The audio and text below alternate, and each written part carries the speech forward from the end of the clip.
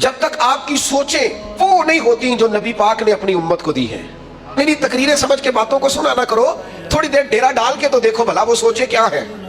یعنی سوچ یہ ہے کہ ایک میدان کے اندر چند صحابہ زخمی پڑے ہیں, اور گرمی ہے اور جنگ ہے اور پیاس ہے اور جسموں پر زخم ہے اور تکالیف ساری ہے. تو ایک شخص نے پانی کا پیالہ پیش کیا ایک زخمی کو.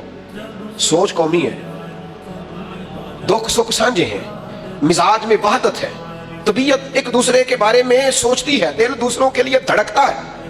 اس کیفیت میں بھی وہاں لیٹے ہوئے بھی صحرا میں زخموں سے چور چور پانی کا پیالہ قریب پیا جاتا ہے. تو وہ شخص کہتے ہیں میرے اندر حوصلہ ہے, صبر ہے, اور میرے زخم بھی تھوڑے ہیں, میں برداشت کر لوں گا. یہ میرے بھائی کو پانی پلا دے, ذرا زیادہ تکلیف میں ہے. یہ سوچیں, آپ سمجھیں یہ کیا ہے, اس درد کو آپ محسوس کریں یہ کیا ہے. یہ جب تک یہاں تو ایک دکاندار کے ساتھ دوسرے کی دکان پڑ جائے تو وہ کہتا ہے میری تو شاید روزی یہ نہ لے جائے کہیں معاذ اللہ. سوچیں